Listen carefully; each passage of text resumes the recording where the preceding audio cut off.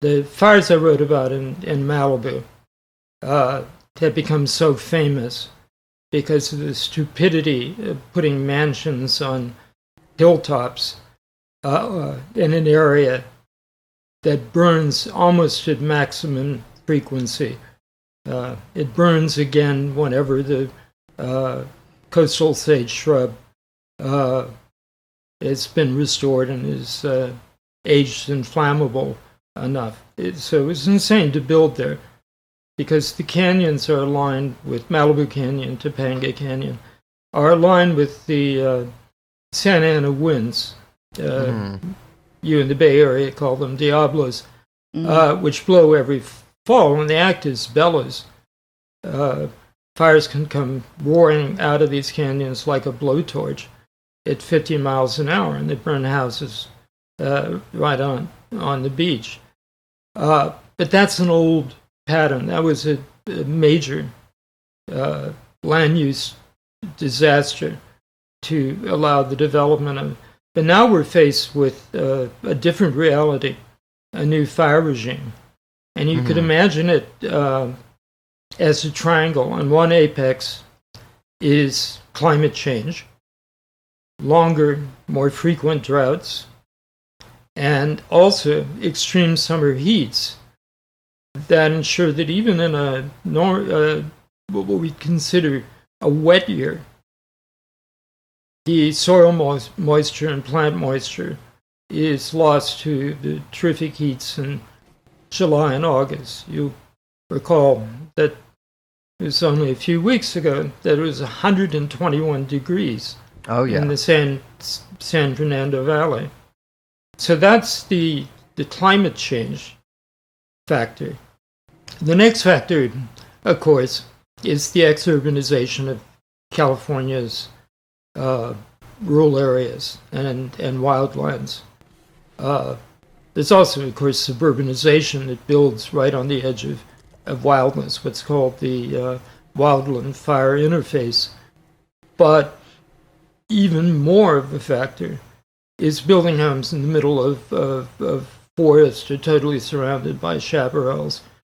And to some extent, this is driven by high home prices in California, ever-increasing housing inflation that drives poor people to places like Paradise in the Sierra Nevada households, or just simply average Californians, particularly retirees, who want a piece of the beauty. But the major force behind it, the real engine of this, is that wealth from the coast is migrating inland in search of second homes. And it's now common in real estate literature to hear people talking about starter castles. There are actually some real castles, by the way. Starter castles? Starter castles, yeah. I gotta look into this. Use my literary agent as an example. She has a really nice, large home at the beach here in San Diego, but it's not large enough to house her entire art collection. So she and her husband bought at least 5,000 square foot house in the backcountry, a magnificent location, and I spent weekends there.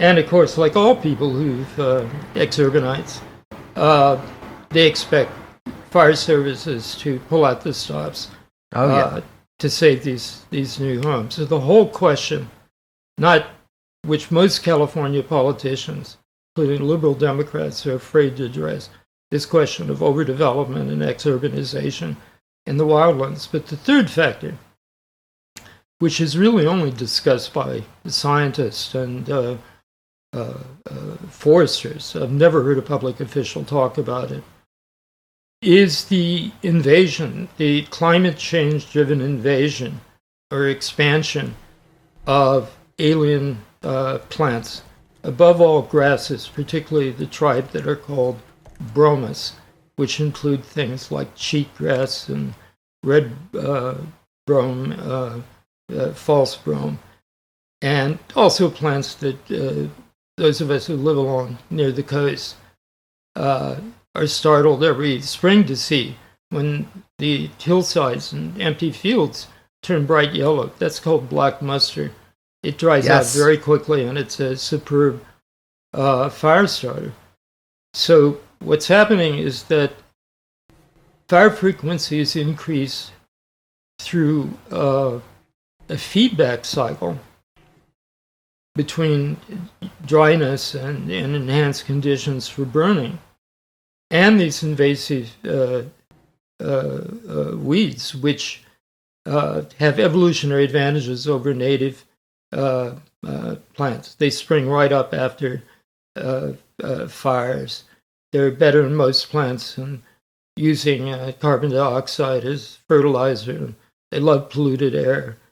They have shallow roots, unlike, for instance, native chaparral, so they no longer stabilize hill slopes and the like. And they also burn at twice the temperature of shrubs.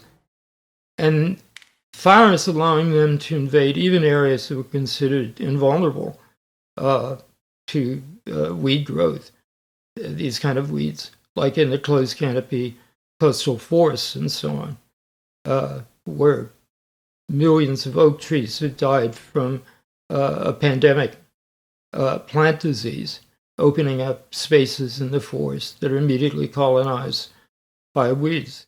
And finally, let me just point out that every time we have a major fire, the governor goes up to the microphone and tells us that this is global warming, a new reality, and we have to do everything possible and as quickly as possible to reduce emissions, ignoring both the problems of overdevelopment and the problems of these new emergent fire ecologies. From the beginning of August until the middle of this month, fires in California, burning 4 million acres, have emitted more carbon dioxide than the entire state did in 2019. So all the measures that are being put in place, new emission standards and so on, are in fact counteracted by fire.